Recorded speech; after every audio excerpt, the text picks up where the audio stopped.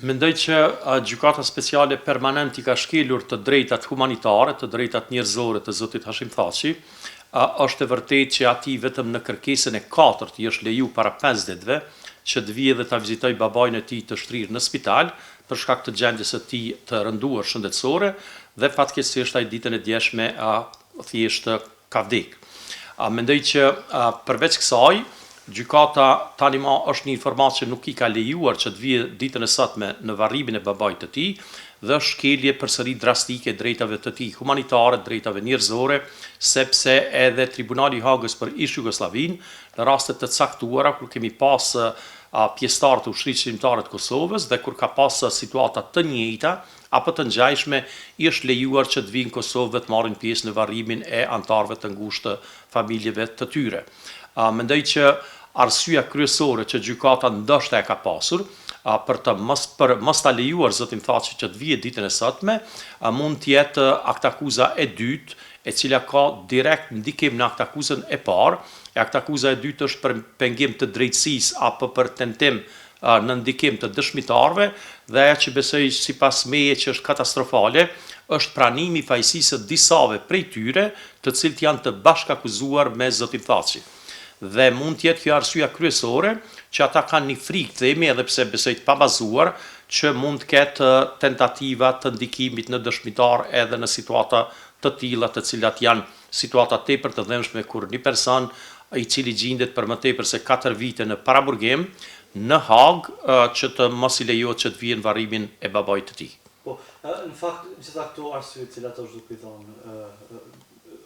dhomët e specializuara se janë të arsyeshme për këtë rast. Mendoj që nuk janë të arsyeshme fare, pa ata e shohin në këtë mënyrë, sepse sigurisht për ta lejuar dikën, gjykata nuk vendos vetë. Fillimisht e merr mendimin e prokurorisë, unë kur po foli për gjykatën, po mendoj edhe në prokurorinë speciale që është në Hagë dhe besoj që prokuroria nuk e ka dhënë pëlqimin. Mendoj që një prej arsyeve që mund të jetë është që mos lejimi I zotit Thaçit që të vijë në varrimin e babait të tij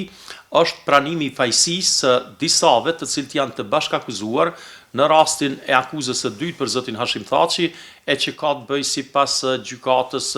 në ndikim të drejtësisë, pengim të drejtësisë, respektivisht në tentativën e ndikimit në dëshmitar. Dhe duke pas parasysh që kjo aktakuza e dytë mund të ketë ndikim edhe në aktakuzën e parë, ata mund ta shohin si një rrezik potencial të ndikimit në dëshmitar, edhe pse unë besoj që kjo nuk mund të ndodhë për shkak se në momentin që lejohet dikush që të vijë në Kosovë, do thotë për çështje të ngjashme që janë çështje humanitare, ata janë permanent të përcjellur nga zyrtarët e policisë e Uleksit që këtu e kryejnë funksionin për gjykatën speciale dhe sigurisht mund të ketë asistencë edhe të policisë tonë nëse ajo kërkohet. Mirë po, ata e konsiderojnë që në varrimin e babait të zotit Thaçi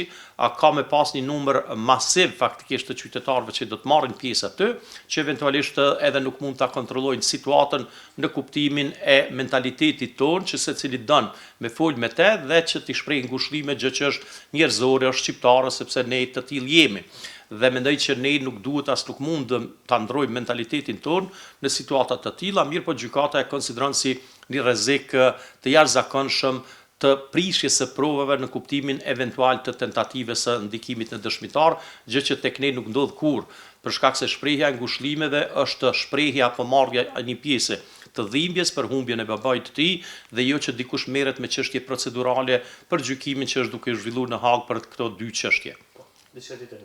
Sa I përket asaj pyetjes juaj që Albulena Haxhiu në cilësinë e ministres së drejtësisë ka deklaruar ditën e djeshme që do t'i shkruaj gjykatës speciale për mos lejimin e zotit Thaçi që të vijë në varrimin e babait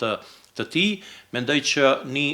kërkesë apo një shkresë e tillë është e mirëseardhur dhe besoj që pa marrë parasysh që Kosova definitivisht qeveria, parlamenti, ombudspersoni, askush nuk ka kurfar ndikimi në punën e gjykatës speciale, prapse është një kujdes minimal për pjesëtarët e UÇK-s që gjenden atje dhe që faktikisht duhet ja bëjmë dije që nuk mund t'i shkelin të drejtat njerëzore edhe në situatat të tilla tragjike kur dikush e humb më të afërmin e tyre babain dhe që besoj që do duhet gjykata speciale që t'i ketë parasysh të rrethana dhe e dim që deri me tani jo vetëm zoti Thaçi, por edhe të tjerë, Kadri Veseli, Nasim Haradinaj kanë humbur anëtar të ngushtë familjeve të tyre dhe në shumë situata nuk i është lejuar. Duhet themi që gjykata speciale nuk ka qenë as e drejt në raport me secilin prej tyre, të cilët kanë qenë atje. Nasimin për shembull nuk e kanë lejuar në disa raste, me rastin e vdekjes së vllaut të tij, ndërsa dikë tjetër kanë lejuar disa herë që të vijë në Kosovë për situata të ngjashme apo të njëjta siç ka qenë rasti me zotin Nasim Haradinaj.